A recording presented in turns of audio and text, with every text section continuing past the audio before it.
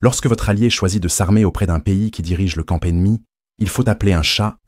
Et ce pays, c'est la France, dont le président Emmanuel Macron incarne une haine déclarée envers la Russie. C'est par ces mots très forts que Sergueï Lavrov dénonce le rôle ambigu, voire hostile, de la France dans le conflit en Ukraine, pointant du doigt la stratégie européenne sous l'impulsion de Macron. Selon lui, Macron et ses ministres poussent la haine contre la Russie et empêchent toute résolution politique, préférant un conflit prolongé qui affaiblirait Moscou. Dans cet échange, Lavrov dénonce aussi le double standard occidental, le silence complice sur le coup d'État en Ukraine. En 2014, la suppression du russe dans ce pays et la glorification d'un régime qualifié de nazi, il met en garde l'Arménie, allié historique de la Russie, contre toute influence visant à la ukrainiser, c'est-à-dire à adopter une politique hostile à Moscou et à renier ses racines culturelles. Ce dialogue tendu révèle à quel point les enjeux géopolitiques dépassent largement les frontières régionales, avec des alliances mises à rude épreuve. Selon vous, la politique française sous Macron contribue-t-elle à une escalade inutile du conflit en Europe? Le président français nourrit-il vraiment une haine profonde envers la Russie? Partagez votre avis en commentaire. Ici. Bonjour Monsieur Sergueï Viktorovitch, chers collègues. Je suis heureux de vous accueillir, vous et la délégation que vous dirigez, ici à Erevan. C'est bien sûr une excellente occasion pour discuter de toutes les questions à l'ordre du jour de notre coopération bilatérale, faire le point sur les progrès réalisés depuis notre rencontre en janvier, et bien sûr aborder les processus régionaux et géopolitiques. Dans l'ensemble, il s'agit de fournir des efforts supplémentaires pour approfondir notre coopération dans l'intérêt de nos citoyens respectifs. Je tiens à souligner que les négociations entre nous ont été à la fois étendues et approfondies. Le dialogue entre l'Arménie et la Russie à un niveau élevé se poursuit, avec pour objectif l'atteinte des buts que poursuivent les deux parties. Dans le cadre de cette coopération, les visites et les rencontres mutuelles continueront. Notre Premier ministre s'est rendu en Russie et à présent nous recevons le ministre des Affaires étrangères de Russie. Nous attendons également une délégation conduite par Valentina Matvienko dans le cadre du Forum interrégional. Nous avons eu l'occasion d'aborder des questions liées à la coopération entre nos ministères. Nous venons de signer un nouveau plan de coopération interinstitutionnelle pour 2 ans entre nos pays. Comme dans toute relation, les relations économiques jouent un rôle essentiel entre nos États. Nous avons une coopération mutuellement bénéfique et réussie dans le cadre de l'Union économique eurasiatique, UE, mais le potentiel de coopération régionale n'est pas encore pleinement exploité. Nous sommes convaincus que le déblocage des communications régionales et une mise en œuvre plus complète de ce potentiel sont possibles dans le cadre de notre partenariat bilatéral. C'est dans ce contexte que j'ai de nouveau présenté à mon collègue le projet Carrefour de la paix. Une telle coopération directe nous permet aussi d'aborder des questions sensibles dans nos relations. Par exemple, certains changements qui surviennent dans le domaine migratoire. Il est important de discuter ensemble de la manière d'éviter que ces évolutions n'affectent le bien-être de nos peuples. Nous avons évoqué la nécessité d'identifier et de résoudre les problèmes au fur et à mesure de leur apparition et de nous abstenir de jugements hâtifs ou durs. Bien entendu, nous avons parlé de coopération humanitaire. Nous avons discuté du développement futur de nos échanges dans ce domaine entre l'Arménie et la Russie, en particulier des journées de la culture russe à venir en Arménie. Nous avons également abordé la possibilité d'une coopération sur toutes les plateformes possibles. En parallèle, nous continuerons à suivre l'évolution régionale. En particulier, nous avons abordé la position cohérente de l'Arménie concernant la signature d'un accord de paix régional. Peut-être que dans un avenir proche, cela deviendra une réalité. Je tiens à redire que, malgré les difficultés et les défis actuels, l'Arménie poursuit ses efforts pour assurer une paix durable dans notre région. Et selon nous, cela correspond aux intérêts de tous les pays voisins. Monsieur Sergueï Viktorovitch, je vous remercie encore pour votre visite, ainsi que pour votre contribution constructive, multidimensionnelle et détaillée. Merci beaucoup, cher Rad Samvelovitch. Chers collègues, avant tout, je tiens encore une fois à remercier nos amis arméniens pour leur accueil chaleureux et leur hospitalité. Nos négociations se déroulent conformément aux accords entre le président Poutine et le Premier ministre Pachinian, qui ont convenu à l'automne dernier de rétablir un rythme régulier de contact dans tous les domaines. Ainsi, Les ministères des Affaires étrangères, conformément à cet accord entre nos dirigeants, tiennent déjà leur deuxième rencontre cette année. Entre la réunion de janvier et la visite d'aujourd'hui, des consultations ont eu lieu entre nos vice-ministres et d'autres contacts à différents niveaux sont également prévus entre nos services diplomatiques. Nous avons signé aujourd'hui un plan de consultation à cet effet. Je voudrais saisir cette occasion pour remercier à nouveau nos amis arméniens et personnellement le Premier ministre Nikol Vovaïevitch Pachinian pour leur participation de haut niveau aux événements organisés à Moscou à l'occasion du jour de la victoire, et aussi pour le respect et la mémoire sacrée qu'on conserve en Arménie, tout comme en Fédération de Russie, pour cette grande victoire. À Erevan, un défilé d'envergure du régiment immortel a eu lieu, ainsi que l'action « Jardin de la mémoire » et des dizaines d'autres événements, notamment des concerts thématiques dédiés à l'anniversaire de la victoire. Nous avons d'ailleurs commencé notre visite aujourd'hui par un dépôt de gerbes au feu éternel du monument Mère Arménie. Cela souligne une fois de plus notre attachement commun aux conquêtes de la liberté, de l'indépendance et de la justice, rendues possibles grâce aux efforts de nos glorieux ancêtres.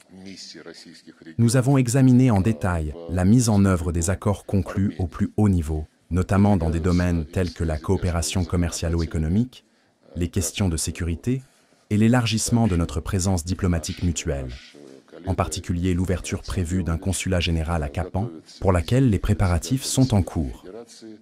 Nous sommes également intéressés par le développement des liens de jumelage entre villes, municipalités, ainsi qu'entre les régions russes et arméniennes. Comme l'a mentionné Rad Samvelovitch, un nouveau forum interrégional est en préparation, ce qui contribuera davantage à consolider les bases matérielles de nos relations d'alliance et de partenariat stratégique. Grâce aux efforts conjoints dans cette direction, nous avons enregistré des chiffres records dans le commerce bilatéral. L'année dernière, notre volume d'échanges a atteint un niveau impressionnant de 1,6 milliard de dollars, représentant plus d'un tiers du commerce extérieur total de l'Arménie. La Russie reste le premier partenaire commercial, investisseur de la République.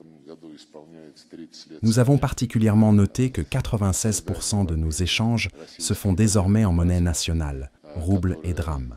Les opérateurs économiques russes restent traditionnellement des contributeurs clés au budget arménien et d'importants employeurs, en menant de surcroît des projets d'importance sociale. Nous saluons les efforts des autorités arméniennes pour garantir les droits et intérêts légitimes des milieux d'affaires russes investissant en Arménie. Nous sommes convaincus que cela favorisera l'afflux de nouveaux investissements russes dans des secteurs essentiels à l'économie arménienne, agriculture, énergie, industrie minière, transport et logistique. Nous apprécions hautement le travail de la Commission intergouvernementale russo-arménienne pour la coopération économique, qui fonctionne de manière régulière. Sa dernière réunion s'est tenue à Moscou en décembre 2024. Nous nous réjouissons aussi de l'activité croissante du Conseil d'affaires russo-arménien, qui regroupe des dizaines d'entreprises des deux pays. Nous avons également noté l'importance des visites régulières de missions commerciales des régions russes en République d'Arménie. Les liens entre nos législateurs se renforcent aussi. Comme l'a signalé notre collègue Rad Samvelovitch, une visite de la présidente du Conseil de la Fédération en Arménie est en préparation, et la commission interparlementaire bilatérale fonctionne de manière active. Nous avons échangé nos points de vue sur la coopération dans le cadre de nos structures d'intégration communes. Avant tout, l'Union économique eurasiatique, UEE. Nos évaluations concordent. La participation à l'UEE est une garantie supplémentaire de stabilité, de croissance économique durable et d'amélioration du niveau de vie de nos citoyens. Nous avons aussi parlé de coopération dans le domaine de la sécurité. Nous sommes alliés. Cette année marque le 30e anniversaire de la création de la base militaire russe en Arménie, qui est un élément clé du dispositif de sécurité du pays. Nous soutenons un dialogue régulier entre nos armées, forces de l'ordre et services de sécurité, qui s'appuie sur l'expérience accumulée au fil des ans. Nous sommes également attachés à la participation active de l'Arménie au sein de l'Organisation du Traité de sécurité collective, OTSC.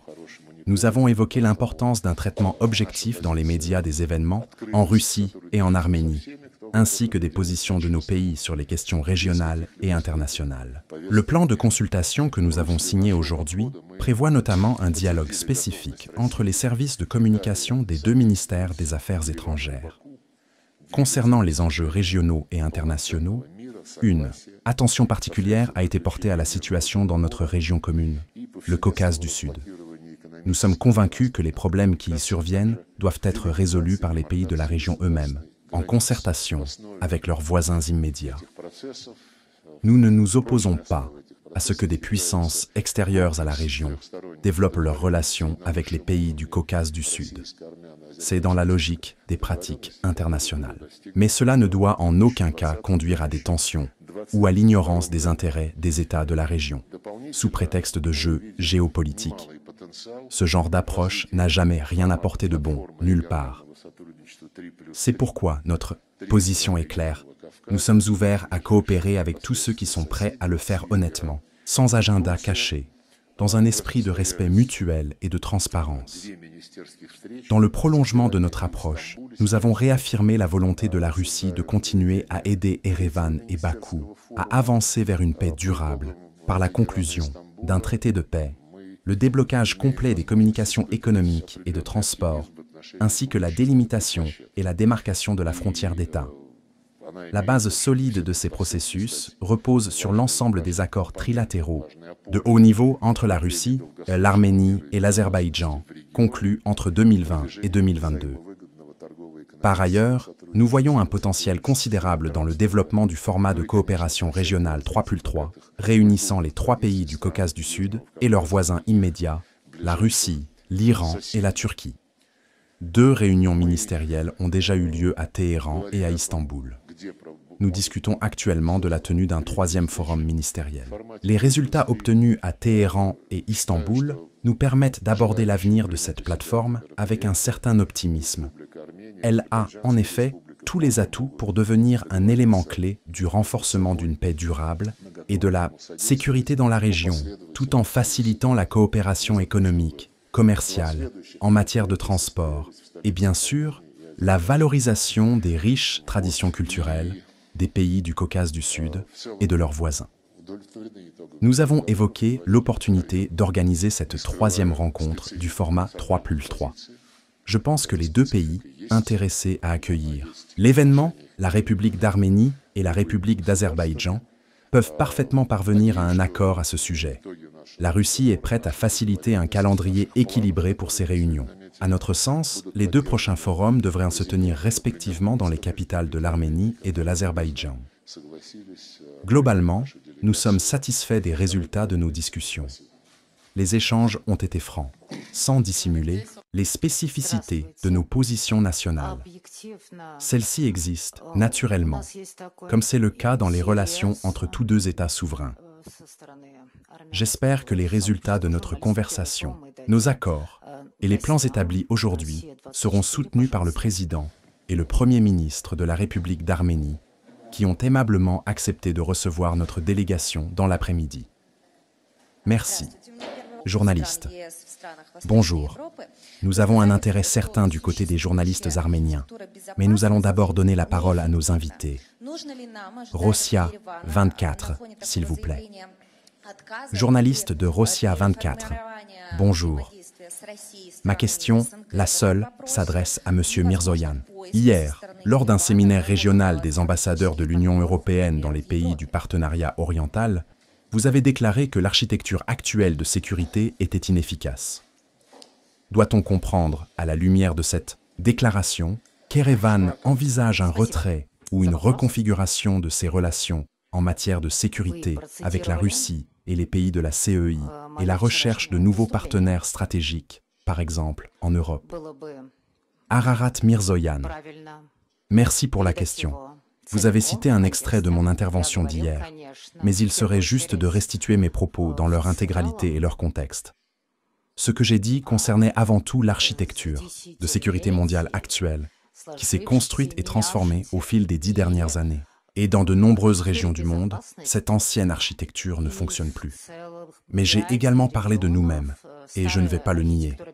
Nous avons fait l'expérience directe de cette inefficacité. Nous avons vu que Ce système ne fonctionne pas comme il le devrait. Nous devons donc le repenser, l'améliorer et en réformer les mécanismes. Ce processus est en cours, il est permanent. Et pour répondre à votre question, avons-nous l'intention de reconfigurer nos relations d'alliance avec la Russie? Ma réponse est simple, non. Nos droits, devoirs et intentions mutuelles sont clairement établis. Ils sont écrits, signés, ratifiés. Aucun de ces engagements n'a été annulé. Cela dit, il est vrai que la partie arménienne a exprimé certaines préoccupations, notamment concernant le fonctionnement imparfait de certains mécanismes prévus, qui ne se sont pas toujours déclenchés comme ils le devaient. Mais cela relève de l'efficacité de l'application des mécanismes existants, et non d'une volonté de reformatage ou de rupture. Il n'y a rien de tel à notre ordre du jour. Nos relations, bien sûr, se diversifient, et je ne révélerai aucun secret en disant que nous ne sommes pas satisfaits de l'OTSC, Organisation du traité de sécurité collective. Et nous y avons réagi de manière tout à fait concrète. Oui, nous avons gelé notre participation à l'OTSC. À ce stade, je ne tirerai pas de conclusions hâtives ou trop ambitieuses, mais je tiens à constater, en accord avec M. Lavrov, que nos relations continuent à se développer. Elles se poursuivent. Il y a des sujets problématiques dans nos relations. Il y en a d'autres sur lesquels nous observons une dynamique saine, une dynamique positive. Ce sont des relations saines, un dialogue sain. Armen Press. La sécurité concerne tout le monde, et nous partageons une évaluation de principe. Le système de sécurité européen qui a existé jusqu'à présent a, bien entendu, démontré son inefficacité, et cela depuis longtemps, à de nombreuses reprises. Pratiquement, l'épine dorsale des structures sécuritaires actuelles a toujours été constituée des constructions euro-atlantiques. Si l'on prend une structure inclusive, il s'agit bien sûr de l'Organisation pour la sécurité et la coopération en Europe, OSCE. Mais si l'on considère une structure qui, malgré la création de l'OSCE, a tout fait pour maintenir sa position dominante sans transférer ni les fonctions de définition ni celles de mise en œuvre des principes sécuritaires à l'OSCE, alors c'est évidemment l'Alliance de l'Atlantique Nord, OTAN.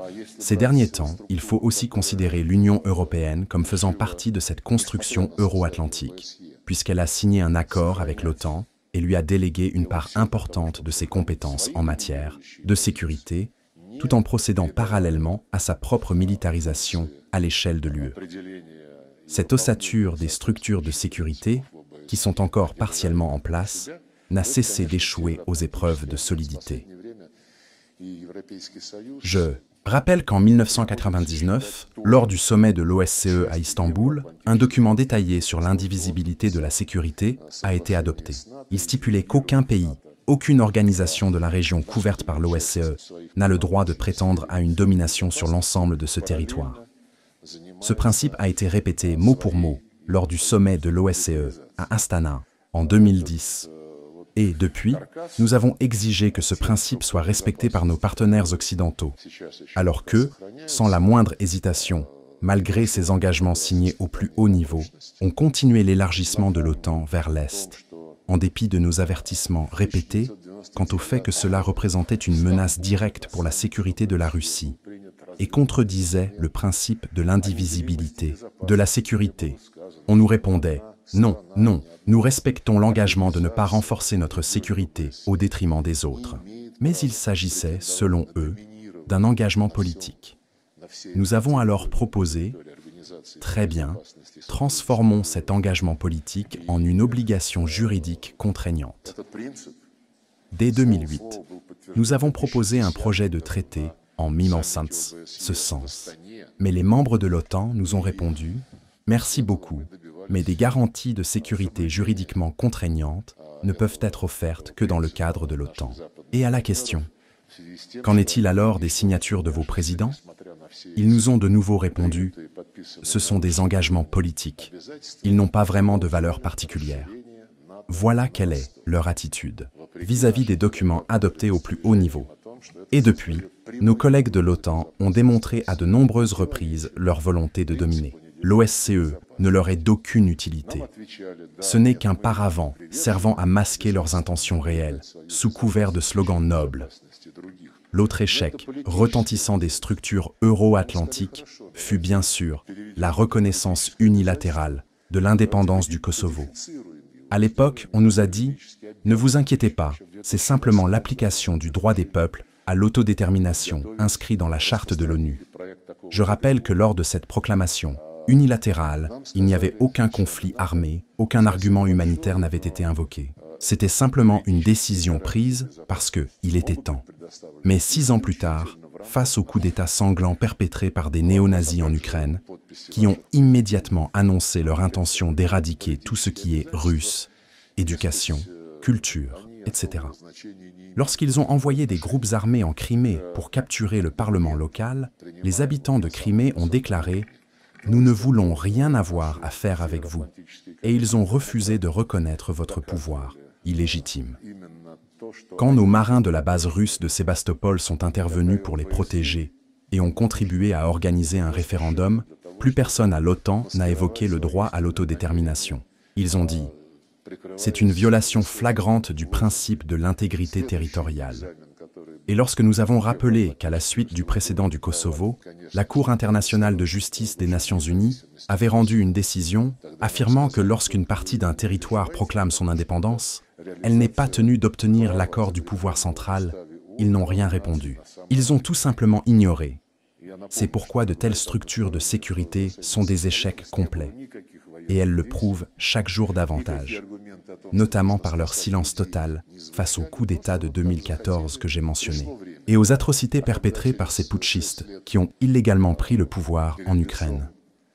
Souvenez-vous des bombardements de l'aviation militaire à Lougansk, en plein centre-ville, dans d'autres villes de l'Est de l'Ukraine. Souvenez-vous de l'incendie qui a tué 50 personnes dans la maison des syndicats à Odessa, et de l'absence totale de toute enquête.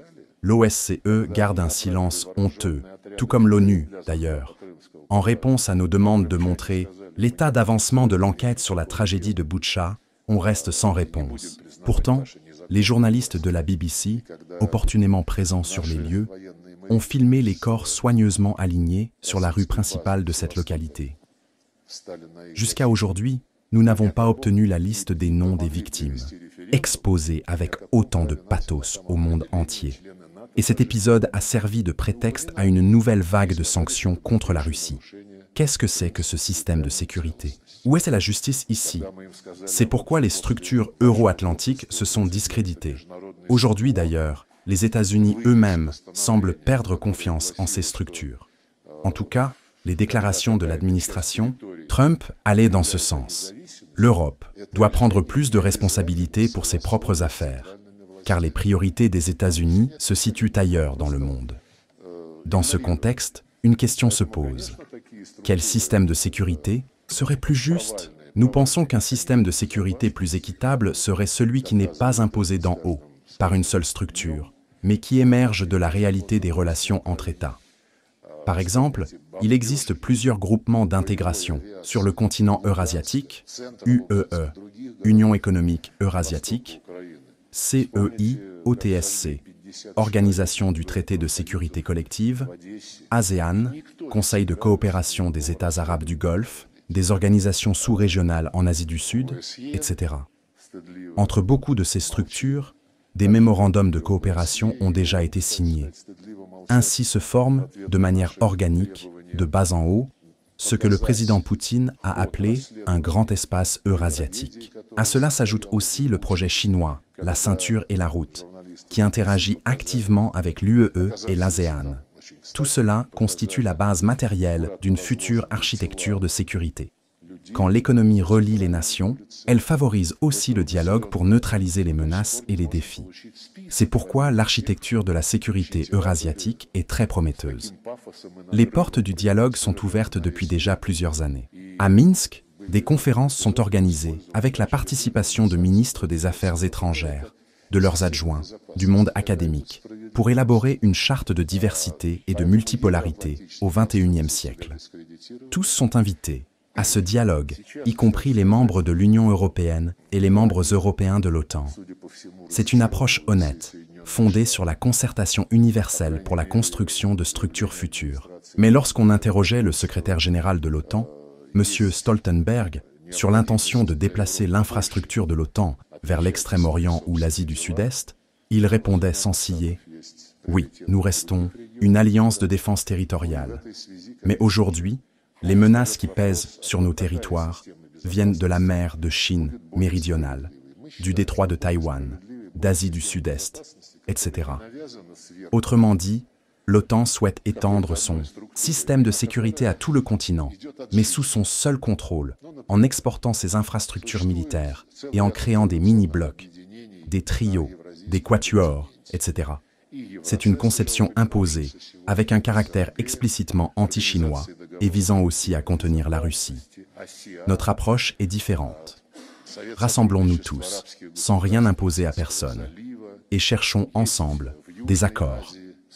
L'Union européenne, elle, n'a pas encore les capacités militaires nécessaires, même si elle les développe activement dans un esprit de militarisation croissante. Qu'on pense à l'Allemagne, qui déclare vouloir redevenir la puissance militaire dominante en Europe. L'UE est également très active et cherche à étendre ses mécanismes vers le Caucase du Sud et la région d'Asie centrale. Encore une fois, personne n'interdit à qui que ce soit d'avoir des relations avec n'importe quel pays. Mais cela ne doit pas être un jeu à somme nulle. On ne peut pas venir et dire « on vous propose des projets intéressants, mais en échange, cessez de coopérer avec d'autres ». Ce n'est pas notre principe. C'est un principe qu'on connaît depuis l'Antiquité. Diviser pour régner. Et il est clair que rien de démocratique, rien de libre n'existe dans ce principe. Pardonnez-moi pour cette longue digression. Comme vous le voyez, la question était très riche et importante. Même les deux ministres des Affaires étrangères ici présents ont exposé leur point de vue. Le ministre des Affaires étrangères d'Arménie le sien, le ministre des Affaires étrangères de Russie le sien. Et il y a aussi d'autres pays qui ont leurs propres opinions et commentaires. Et je pense que cela montre que l'idée que j'ai exprimée hier, celle que vous avez citée aujourd'hui, était tout à fait justifiée. Journaliste d'Armen Press. Question pour M. Lavrov.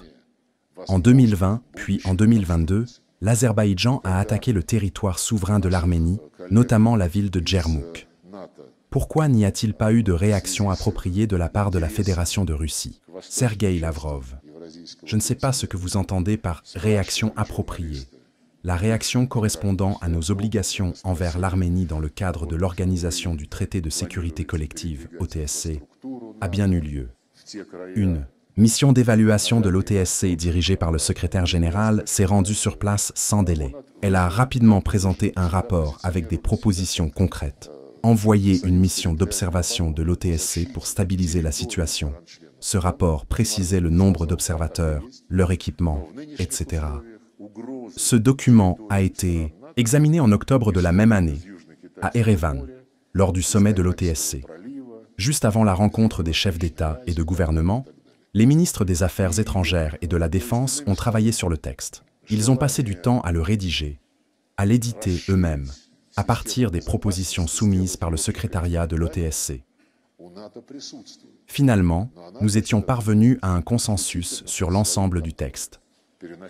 Le matin, il a été soumis aux chefs d'État et de gouvernement. Mais à ce moment-là, pour diverses raisons, la partie arménienne a proposé de reporter la décision. L'unanimité n'était plus là. Nous avons accepté. Et quelque temps après, en novembre 2022, a été annoncée la mission de l'Union européenne. À Prague, il a été déclaré que la question du statut du Haut-Karabagh serait désormais réglée d'un commun accord par Bakou et Erevan, sur la base de la déclaration d'Almaty de 1991, selon laquelle la région autonome du Haut-Karabagh fait partie de l'Azerbaïdjan. C'était assez inattendu. En novembre 2020, en plein conflit militaire entre l'Arménie et l'Azerbaïdjan, le président russe, le premier ministre arménien et le président azerbaïdjanais ont personnellement rédigé un accord de cessez-le-feu. Et dans ce document, la question du statut du Karabagh avait été délibérément laissée de côté. C'était un accord de gentlemen. Le statut du Karabagh serait réglé plus tard par les parties. Mais ce qui est arrivé est arrivé. Il est évidemment toujours possible pour nos amis arméniens de critiquer certaines positions adoptées à cette époque. Je ne conteste pas ce droit, mais j'ai expliqué ce que nous avons fait. Et pour mieux comprendre la situation, il faut se rappeler les nombreuses décennies de négociations auxquelles ont participé les gouvernements précédents d'Erevan. Plusieurs fois, on a cru qu'un accord avait été trouvé, puis tout s'est effondré. Donc oui, on peut critiquer, mais on ne critique pas ceux qui n'ont rien fait. Et nous, justement, nous avons essayé d'agir. Réponse arménienne. Je ne peux rester silencieuse face à cet échange, car ces questions sont liées à la précédente. C'est un de ces cas où deux de nos pays, bien qu'ayant un accord général sur de nombreuses questions, divergent sur certaines positions spécifiques. L'attaque sur Djermouk en est un exemple. Cet événement a influencé le gel de notre participation à l'OTSC. Je voudrais profiter de l'occasion pour rappeler la position de l'Arménie. Je me souviens très bien de ces événements. J'en ai fait partie.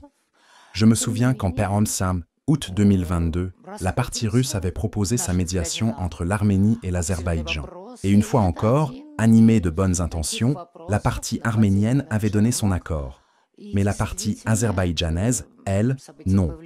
C'était à la fin du mois d'août, quand nous avons compris qu'aucune décision positive conjointe n'était possible.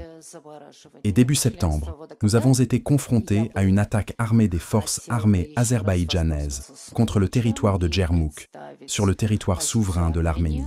C'est une violation des frontières souveraines de l'Arménie. Nous nous sommes alors tournés vers nos alliés, y compris vers la Russie, en tant qu'alliés directs, ainsi que dans le cadre de l'OTSC, vers nos alliés militaires. Et Omléa, actions qui ont suivi, comme j'ai déjà eu l'occasion de le dire, n'ont pas satisfait l'Arménie. Très rapidement, à Prague, lors d'une rencontre, un consensus a été acté. Les positions qui existaient déjà sur le papier ont été confirmées, selon lesquelles l'Arménie et l'Azerbaïdjan respectent l'intégrité territoriale l'un de l'autre. Je vous rappelle les accords d'Almaty, dans le cadre desquels l'Arménie et l'Azerbaïdjan reconnaissent l'intégrité territoriale de chacun dans les frontières existantes au moment de la dissolution de l'URSS. Concernant la question du Haut-Karabakh, la République d'Arménie a pendant de nombreuses années adopté une position qui n'était partagée par aucun partenaire international. Je tiens à rappeler que, au plus haut niveau, la partie russe soulignait l'appartenance du Haut-Karabakh à l'Azerbaïdjan. Et la République d'Arménie, je tiens à le souligner, reconnaît l'intégrité territoriale de la République d'Azerbaïdjan et a reçu l'assurance de la part de celle-ci que sa propre intégrité territoriale sera respectée, sur la base des accords d'Almaty. Modérateur, merci. Encore 2 questions. Facteur TV, puis préparez-vous. Komsomolskaya, Pravda.Facteur TV. Narik Irakosian. J'ai une question à poser aux 2 ministres. Monsieur Lavrov, vous êtes venu dans un pays contre lequel, ainsi que contre le Haut-Karabakh, l'Azerbaïdjan a utilisé massivement des armes russes. Cela a conduit à la capture de la République du Haut-Karabakh, ainsi qu'à la prise d'une partie du territoire de la République d'Arménie. De plus, la Russie n'a pas respecté ses engagements selon le traité de 1997. Elle n'a pas livré d'armes à l'Arménie, malgré le fait que l'Arménie les avait payées. Ne pensez-vous pas, dans ces conditions, que l'Arménie devrait commencer à coopérer sur le plan militaire avec d'autres pays, comme la France, par exemple? Et vous avez déclaré le 24 janvier que l'adhésion à des unions est la décision souveraine de chaque pays. Mais en traçant un parallèle avec l'ukrainisation de l'Arménie, qu'est-ce que cela signifie? Est-ce que cela veut dire que la Russie va faire pression sur l'Arménie par des moyens économiques ou militaires, comme cela s'est passé avec Kiev? Ou bien, respectez-vous réellement la décision souveraine de l'Arménie? Au ministre arménien, Monsieur Mirzoyan, comme vous pouvez le constater, des manifestations se déroulent actuellement ici, devant le ministère. Ces gens-là ne comprennent-ils pas? Vous dites de si belles paroles à propos de Monsieur Lavrov, vous l'accueillez si chaleureusement. Et pourtant, lorsque l'Arménie s'est trouvée dans une situation critique, la Russie n'a pas rempli ses engagements en matière de sécurité et n'a pas soutenu l'Arménie. Elle a même déclaré que l'attaque contre le territoire souverain de l'Arménie était justifiée, parce que les frontières n'étaient pas délimitées. Comment pouvez-vous encore appeler ce pays un allié? Sergueï Lavrov. C'est même gênant de répondre à votre question, parce que, de toute façon, ma réponse ne vous intéresse pas. D'abord, je n'ai pas retenu tout ce que vous venez de dire. Vous avez tellement parlé. Mais votre position est claire. Je vais néanmoins essayer de réagir. Concernant l'utilisation d'armes russes par l'Azerbaïdjan, je rappelle que l'Arménie, pendant pratiquement toutes les années suivant son indépendance, a également utilisé des armes russes, y compris pour, à l'époque, prendre le contrôle de 7 districts qu'elle n'avait jamais officiellement revendiqués. D'ailleurs, aucun des premiers dirigeants de l'Arménie n'a jamais proposé de reconnaître le Haut-Karabakh comme une entité indépendante. Pourtant, des armes russes ont été utilisées pour la prise de ces 7 districts incontestablement azerbaïdjanais et pour y établir des lignes de fortification et de défense. Ces fortifications montraient clairement qu'il s'agissait d'un plan pour occuper ces territoires durablement. Certains analystes ont même déclaré que la nature de ces fortifications prouvait qu'il n'était jamais prévu de rendre ces territoires à l'Azerbaïdjan. Donc, oui, des armes russes ont été utilisées. Des armes russes sont utilisées aussi en Afrique. Regardez le drapeau du Mozambique. Il y a une Kalachnikov dessus. Nos armes sont présentes dans de nombreux pays. Cela ne signifie pas pour autant qu'elles sont toujours utilisées pour des objectifs conformes aux principes que nous estimons justes ou acceptables pour tous. Les épisodes que vous avez mentionnés concernant le paiement des livraisons et les livraisons non effectuées, nous en avons discuté aujourd'hui. Nous avons réglé cela. Ces paiements ont été réaffectés à d'autres fins. Il n'y a donc aucun désaccord à ce sujet en ce qui concerne les nouvelles livraisons. D'accord? Actuellement, nous sommes confrontés, une fois de plus dans notre histoire, à une situation où nous devons combattre pratiquement toute l'Europe, qui, une nouvelle fois, sous des slogans néo-nazis, avance un régime, celui de Zelensky, pour faire la guerre à la Russie. Pratiquement tous les pays européens y participent en haut. Et les armes livrées à l'Ukraine, comme vous le comprenez, sont très nombreuses, très modernes, et exigent une réponse de notre part. Et je suis convaincu que nos amis arméniens comprennent que, dans ces circonstances, nous ne pouvons pas toujours remplir nos obligations dans les délais prévus. Mais même dans cette situation difficile, un certain nombre de systèmes d'armement commandés par nos amis arméniens sont livrés.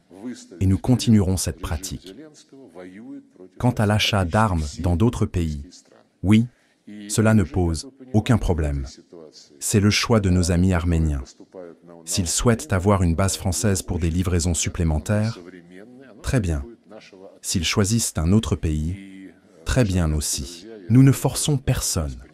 Mais il est évident que lorsqu'un allié s'équipe dans un pays comme la France, qui est à la tête du camp ennemi, dont le président Macron et tous ses ministres dégagent littéralement une haine ouverte envers la Russie, en la qualifiant de principal obstacle à la résolution du conflit ukrainien, alors il est difficile de faire semblant. Et par règlement du conflit, ils entendent une seule chose: un cessez-le-feu sans aucune condition pendant au moins 1 mois, voire plus, pour pouvoir tranquillement réarmer l'Ukraine, renforcer ses positions défensives.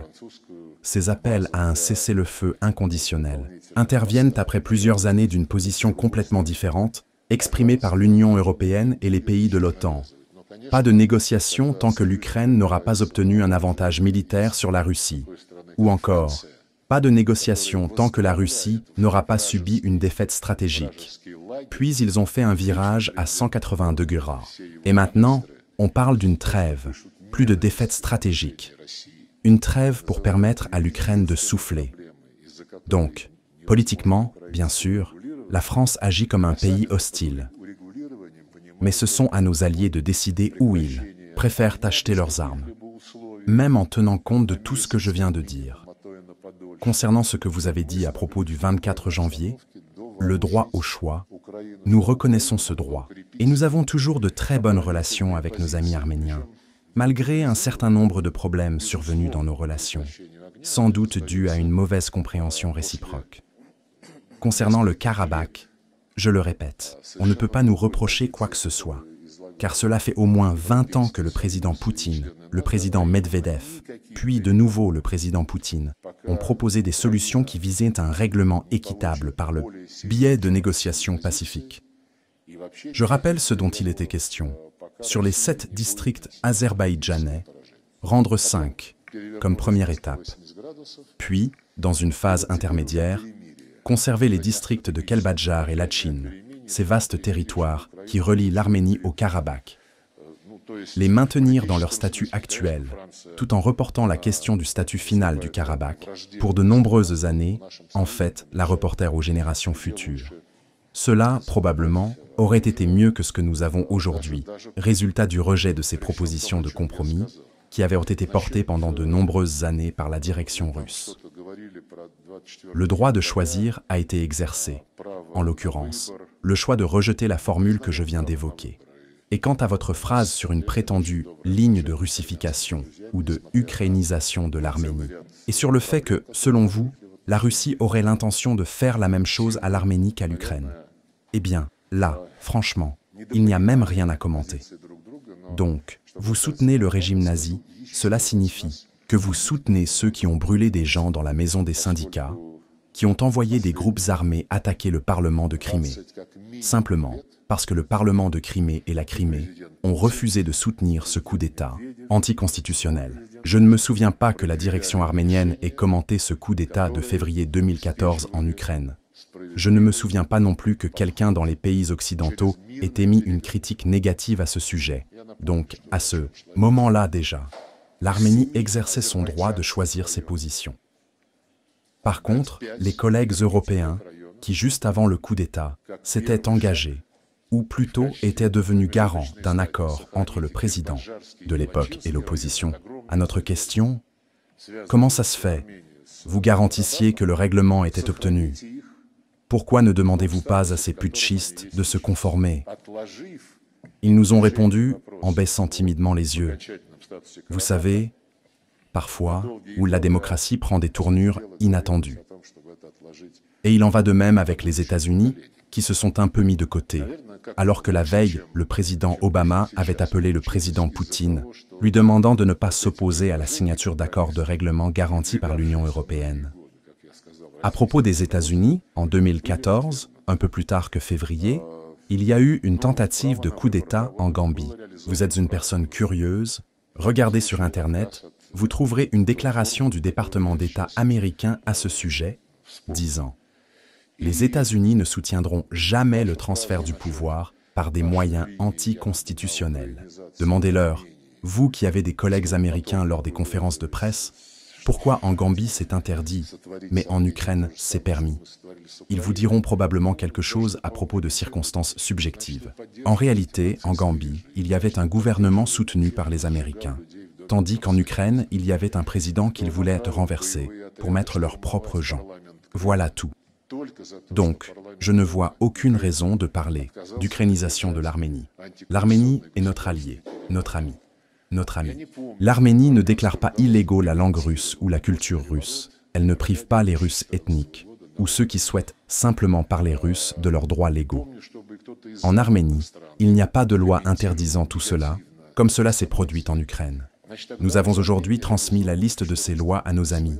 Nulle part, dans aucun pays, il n'y a d'interdiction d'une langue non officielle, n'importe laquelle. Si des habitants de votre pays parlent cette langue, nous avons vérifié. En Arménie, l'azerbaïdjanais n'est pas interdit. À noter qu'en Azerbaïdjan, y compris maintenant au Karabakh, l'arménien n'est pas interdit par la constitution de l'Azerbaïdjan. En revanche, en Ukraine, le russe est interdit. En Israël, l'arabe n'est pas interdit. Et dans les pays arabes, l'hébreu n'est pas interdit. L'Ukraine est un pays unique à cet égard. Quand nous entendons la déclaration de la commissaire européenne à l'élargissement, Madame Koss, je crois, disant que l'Ukraine a rempli toutes les conditions préalables, qu'on peut commencer les négociations d'adhésion, alors que dans le même temps, Ursula von der Leyen, Kaja Kallas et d'autres déclarent qu'il faut aider l'Ukraine tant qu'elle n'a pas gagné, parce qu'elle défend les valeurs européennes. Cela signifie que l'Europe considère comme valeur le nazisme, l'extermination de la langue parlée par la majorité des citoyens du pays concerné. Ici, l'Ukraine. Alors, de quelle ukrainisation? De l'Arménie parle-t-on? L'Arménie est un pays civilisé. Voilà. Mais publiez votre question. Mes réponses ne sont pas obligatoires. La République d'Arménie, monsieur le ministre respecté, développe des institutions démocratiques. Elles jouissent d'un grand respect. Parfois, ces institutions ou leurs représentants ne s'expriment pas toujours agréablement, y compris à mon égard. Je conviens avec vous que cela ressemble plus à de la politique qu'à du journalisme. Mais nous devons répondre à ce genre de questions. Je ne vais pas non plus esquiver votre question. Il me semble que cette question m'était plutôt adressée. Le peuple arménien a apporté une contribution très sérieuse à la victoire sur le fascisme au XXe siècle, pendant la Seconde Guerre mondiale. Nous nous souvenons du nombre de morts originaires d'Arménie. 300 000 Arméniens sont tombés sur les fronts de la lutte contre le nazisme. Renier cette contribution, ne pas respecter la mémoire de ces personnes, ne pas commémorer la victoire, à mon avis, serait complètement déplacé. Et si cela était fait, ce serait une pure manifestation de conjoncture politique. Je ne considère pas cette approche comme juste. Quant à ce que vous dites sur la façon dont j'accueille chaleureusement Monsieur le ministre, je le vois autrement. Nous sommes tous collègues, d'autant plus que nous sommes hôtes et que nous recevons des invités chaleureusement. Et bien sûr, il s'agit d'une alliance de longue date, d'une relation fondée sur l'alliance. Je ne veux pas nier l'existence de problèmes. Même dans ce format, nous avons accordé beaucoup d'attention aux problèmes. Ni l'Arménie, ni la Russie ne les nient. Mais il y a bien sûr des questions sur lesquelles nous, avec la Fédération de Russie, avons des points de vue différents. Mais si vous voulez que la conversation soit sincère, honnête, nous faisons un choix. Nous avons des différences communes, et il s'agit soit de se baser sur ces différences et d'orienter les relations dans une direction négative, soit de se baser sur ce qui nous unit et de développer notre coopération de manière constructive. Bien sûr, on pourrait se focaliser à l'infini sur le passé. Oui, nous avons parlé du passé, des positions, des événements, mais ma conviction, je peux dire, la conviction de la République d'Arménie, c'est que nous avons des liens forts, amicaux, fraternels avec la Fédération de Russie, des liens culturels solides, et nous pouvons développer nos relations en nous appuyant sur tout ce qui est bon en elles. Et voilà, c'est tout. Y a-t-il encore du temps pour une question? Les questions sont posées. Vyacheslav pose généralement des questions courtes, mais celles-ci ne sont pas très courtes, un peu plus longues. 3 phrases. Allez, allez, allez. Question pour Monsieur Mirzayan. Officiellement, Erevan, au minimum Médine, déclare maintenir le cap vers une intégration économique avec l'Union européenne. Or, l'Union européenne a une attitude assez hostile envers la Russie. Mais le commerce de l'Arménie repose principalement sur la Russie et l'UE. Comment l'Arménie compte-t-elle concilier son appartenance à l'Union économique eurasienne avec son intégration à l'Union européenne? Merci beaucoup. C'est une question courte, un peu difficile. Je vais essayer de compenser tout le temps passé et d'y répondre très brièvement. La réponse et le problème ne tiennent pas à un manque de respect envers les journalistes. Mais la réponse est simple. La République d'Arménie n'a pas déposé de demande d'adhésion à l'Union européenne. Il n'y a pas de négociation en cours dans cette direction et il n'y a pas de questions qui pourraient surgir dans le contexte de tels développements. Donc, je ne peux pas évaluer ce scénario. Merci. Merci.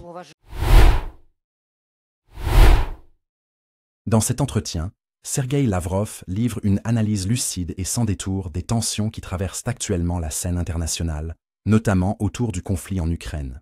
Il met en lumière la posture européenne, qu'il qualifie d'hostile, en particulier celle de la France sous Emmanuel Macron, qu'il décrit comme un acteur clé d'un camp ennemi, nourrissant une haine profonde à l'égard de la Russie. Cette animosité, selon lui, complique toute possibilité de dialogue ou de compromis, accentuant le risque d'une guerre prolongée. Lavrov dénonce également ce qu'il considère comme un double standard occidental, en rappelant l'absence de critiques sérieuses lors du coup d'État en Ukraine en 2014, tout en pointant du doigt les incohérences des États-Unis, qui soutiennent certains régimes, tout en condamnant d'autres. Cette critique souligne les tensions géopolitiques au cœur des alliances internationales. Par ailleurs, un aspect central de cet échange est la relation entre la Russie et l'Arménie, qualifiée de multilatérale et ancienne. Lavrov insiste sur la solidité de ces liens, culturels et stratégiques, malgré les défis et désaccords ponctuels. Il souligne que la Russie considère l'Arménie comme un allié et un ami, un partenaire qui ne cède pas aux pressions de ukrainisation. ou d'autres influences extérieures. Cette alliance durable est présentée comme un pilier essentiel de stabilité dans une région instable. En résumé, l'entretien met en lumière non seulement la profonde défiance russe envers certains dirigeants européens, mais aussi la volonté de préserver des partenariats historiques forts, en particulier avec l'Arménie, dans un contexte international tendu. Cet échange révèle une Russie consciente des enjeux géopolitiques majeurs, affrontant une Europe qu'elle perçoit comme hostile, notamment incarnée par Emmanuel Macron, et affirmant sa fidélité à des alliés clés comme l'Arménie. Ces propos invitent à une réflexion sur la nature des relations internationales actuelles, marquées par la méfiance, les conflits d'intérêts, mais aussi des liens historiques qui résistent aux tensions. Face à cette vision où la haine politique semble dominer certains rapports entre dirigeants et où des alliances anciennes sont mises à l'épreuve, pensez-vous que la Russie et ses alliés pourront préserver leur unité et trouver des voies de dialogue dans ce contexte difficile?